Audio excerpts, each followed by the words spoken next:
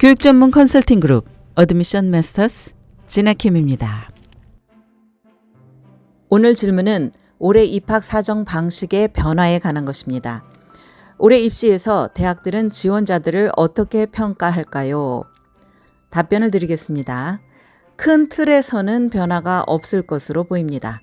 하지만 코로나 팬데믹으로 인한 학업 일정 변화로 예년과는 다를 것이라고 판단하고 있습니다. 그래서 올해는 전에 비해 포괄적 입학 사정 방식이 매우 폭넓고 깊이 있게 적용될 것이라고 예상하고 있습니다. 이유는 여러분도 잘 아시다시피 학력평가 시험이 오랫동안 중단되었고 학교 수업도 온라인으로 대체되면서 학교 성적에 대한 평가 비중이 달라질 수 있습니다.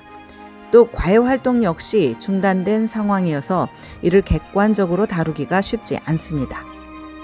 대학들은 이 같은 환경 변화를 입학 사정에 충분히 반영할 것이 분명하고 또 현실적으로 그럴 수밖에 없습니다. 때문에 포괄적 입학 사정제는 지원자의 전후 상황 파악을 통한 평가라는 기준이 동원될 것으로 보입니다.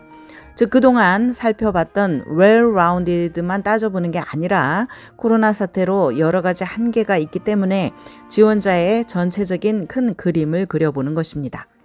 그렇다고 해서 모든 것이 이해될 것이라고 판단해서는 안 됩니다. 그리고 학교 성적의 비중이 낮아지는 것도 아닙니다. 또한 많은 대학들이 테스트 옵셔널을 한시적으로 선택했다고 해도 여전히 명문 사립들은 이 점수를 요구하고 있다는 점도 잊어서는 안 됩니다. 꼭 등록해서 응시하시길 바랍니다. 어려운 환경 속에서도 최선을 다해온 지원자들은 그만큼 금방 눈에 띌 것이기 때문입니다. 그래서 지원자들이 기본적으로 갖춰야 할 것들은 반드시 해야 한다는 팩트를 절대 간과해서는 안 됩니다. 그래서 올해는 에세이와 추천서의 역할이 증대될 가능성이 높습니다. 전후 상황을 파악하고 동시에 멈춰진 시간 동안 자신을 위해 능동적이고 긍정적인 자세를 찾아내는데 이것만큼 중요한 자료는 없어서입니다. 이는 곧 지원자들이 에세이 작성에 많은 공을 들여야 한다는 것을 의미하고 동시에 카운슬러와 교사 역시 깊이 있는 지원자에 대한 이야기를 풀어줘야 한다는 얘기가 됩니다. 때문에 이제 12학년이 되는 학생들은 매우 구체적인 입시 계획을 세우는 게 중요하고 지금 할 수 있는 것들을 바로 진행해야 합니다.